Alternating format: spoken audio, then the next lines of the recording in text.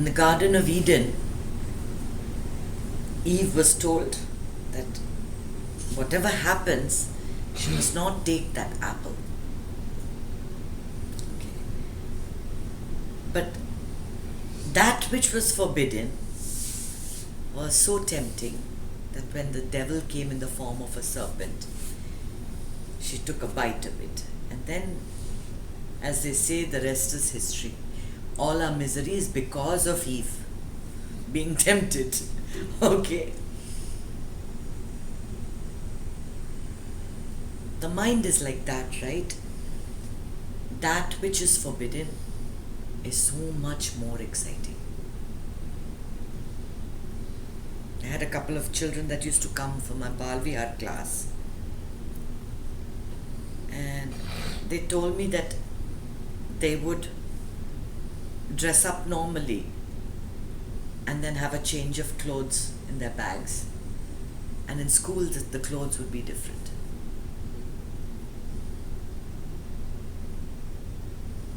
You know, because their parents did not allow them to wear that, sleeveless or short skirts or whatever it was. But the temptation to be part of their group was so strong that they figured out a way. When you're tempted, you will figure out a way to do it. Ask me, I'm the queen. And I'm not going to tell my mother what my blood results are, because right through this time, these 3 weeks I was there, all she said was, sweet shapada de, shapada de, shapada de. But you're in India and they make the best sweets, and then when you come back you're not going to get all that again. So what did, I had to do it. There was no choice. That's an easy cop-out. That's an easy cop-out. I tell you, self-control is a very, very difficult thing.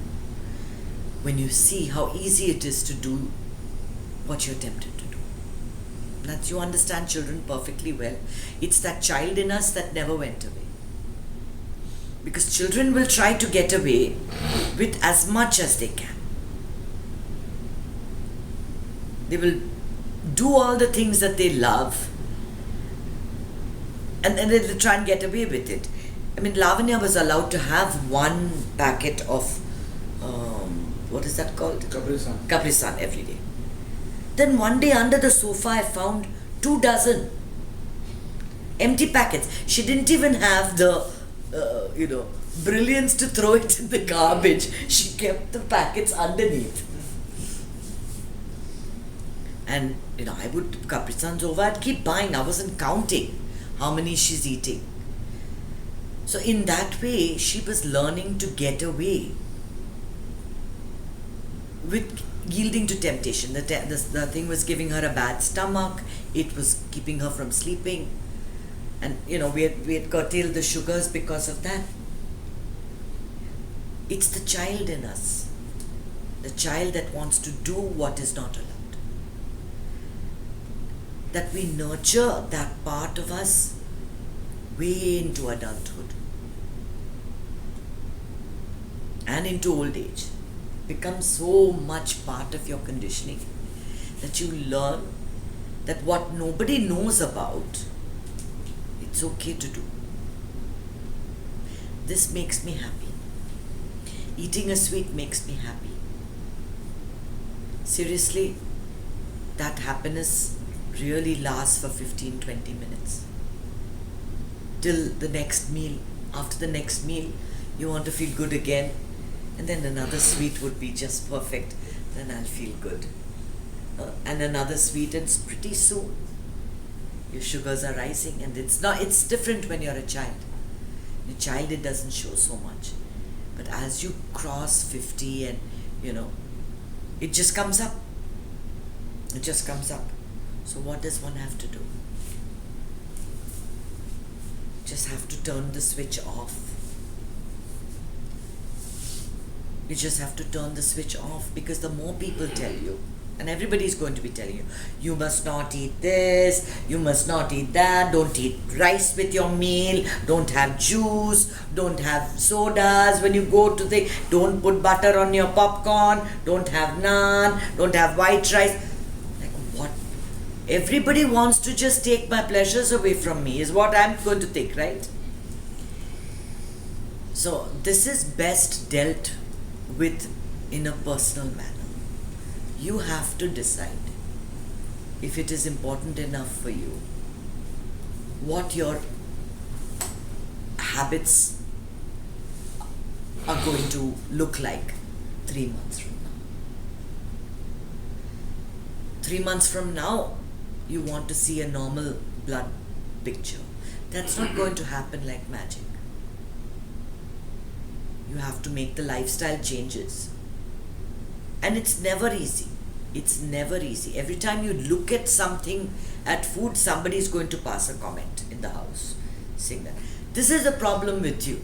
You've always been eating. You're always fond of this. You always do this.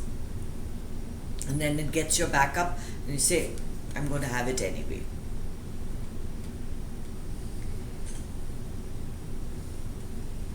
The child in us comes up in many different things. It comes up in not just your eating habits, but your temptations to do everything that is not really allowed. A lot of parents have told me how they get shocked when they find a stash of Playboys under their sons' beds. They can't imagine that their child will ever do something like that.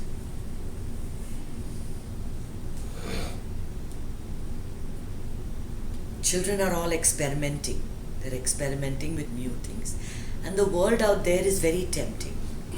It's filled with, the whole advertising industry is catered to this only, your temptations. So they'll show the chocolate looking fabulous, or they'll show the handbag and the dress looking fabulous. So they want to tempt you to go out and buy. The whole industry is based on that. And we do. Every time you get that Wayfair app, email, you look at it and then you see, oh, it's only $14.99. $14.99, okay, let me get it. It's just one click of the phone. Yesterday I had a friend over who had addiction to shopping. So she used shopping as her release. And this was from childhood, where she was trying to rebel against her mother. So when she was angry, whenever she was annoyed, she would go and buy something. And as soon as she bought something, she felt better. And it's become something that is, it's an obsession now with her. She's constantly shopping, constantly looking for things. And it's not like shopping is not a problem in the sense that it's not like drugs or alcohol or cigarettes or anything that ruins your health. But it definitely ruins your pocket. It's a temptation, and many people do this. The shopping thing is huge, especially in this country. The temptation to keep buying stuff. So what is it in you that makes you yield to these temptations? Now for years, if you've told yourself that gulab jamun is wonderful, son papdi is wonderful, Coke is wonderful, now all these things are all getting into your subconscious. Many thoughts are coming up. Like I said, the subconscious is constantly sending out thoughts. You need to lose weight. Gulab jamun is wonderful. You need to go for a walk. Son papdi is even better. Which one are you going to hold on to? Going for a walk, it's too much to go out now. But if there's a son papdi, I'll have it. That's how the mind is. It goes to the things that it knows are not good for you. Naturally. Which is why they say you require willpower. I don't like that word. I think it's a very bad word. I think we have a lot. Most of us have got a lot of discipline. We don't do so many things that other people do, right? We only have a few things that we do that are not good. Right? Consoling yourself, huh? Maybe that's what. But that's true. That's true. We're better than so many others. We just have a few things. Each one of us has our own little bucket of things that we are tempted by. Somebody may be tempted by drugs. You may be tempted by Mysore Pak. Somebody may be tempted by shopping.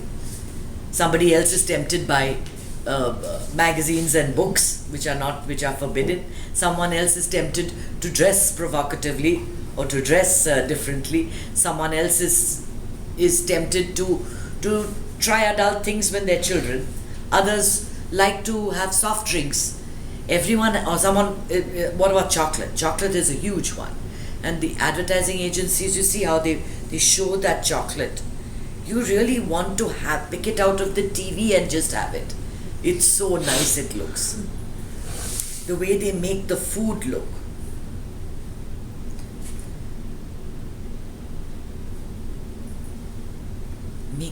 Minimizing your life, I think gets rid of all of this. One thing Guruji always says, limit your television watching. For every hour of TV that you watch, you need to meditate 4 hours, he'll always say. Because it's not just the show that you're watching, which has got messages of violence and sex and hatred and all the envy and jealousy and all. If you watch soap operas in India, you see how family drama, all that nonsense going on. But it's also the ads in the middle that are coming, that are putting messages in your head that, oh, you need to buy this, you need to get that, you need to see this, you need to do that. All these messages are constantly coming. And all these messages get stored and come up as temptations. Some we give in to, some we don't. Who is to decide what temptation is a good one, what is a bad one? There was a time in China it was good to smoke opium. In the 60s, it was considered fine if you smoked a cigarette. Marijuana is stylish in Colorado.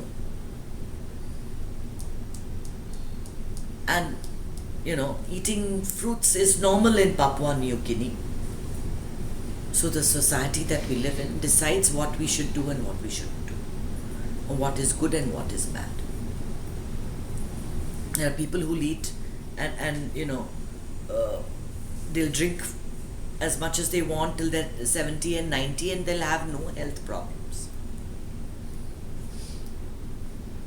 Others will get it without having anything. So I think you have to decide for yourself, because you can't live by what everybody else is doing. My daughter's extremely disciplined in terms of her food intake. She'll have some green drink for breakfast and then another green salad for lunch and some strange grains and some vegetables that I've never seen for dinner. But we are not brought up that way. We are not brought up. It's very hard to change your food habits at this age. If you minimize your life and make it really simple, if you minimize the amount you eat, if you minimize your contact, your social contact, if you minimize your TV watching, automatically the temptations become less and less.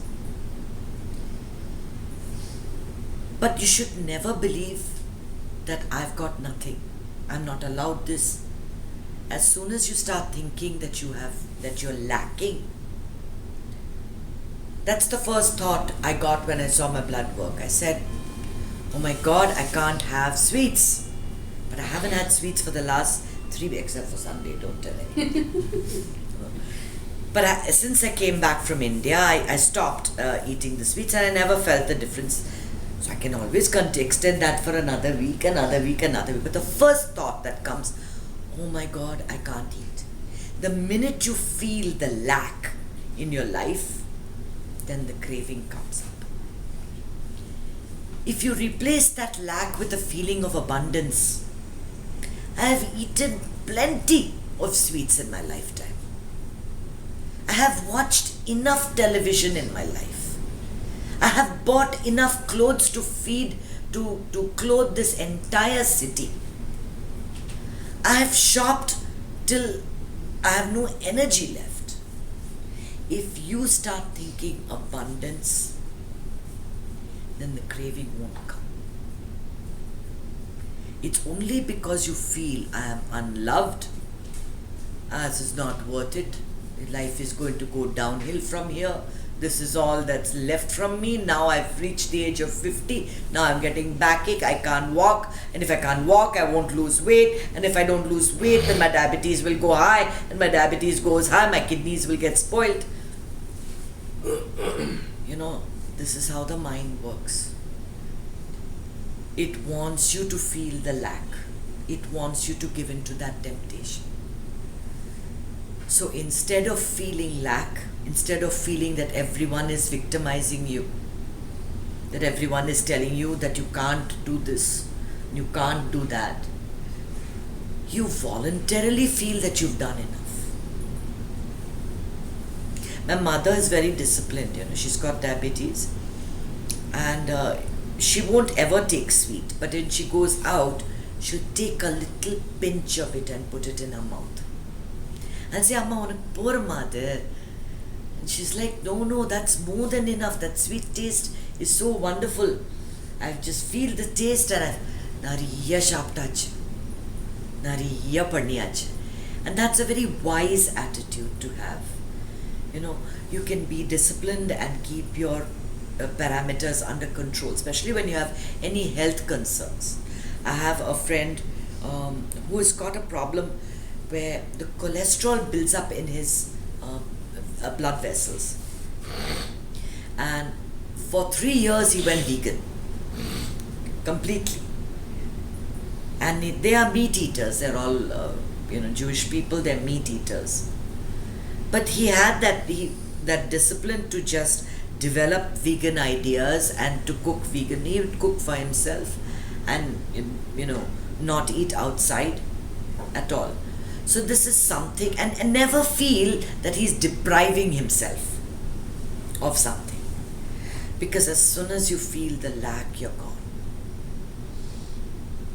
You've got to replace that lack with a feeling of abundance and say, it's enough. And you take that one pinch of the sweet and say, I've had sweet.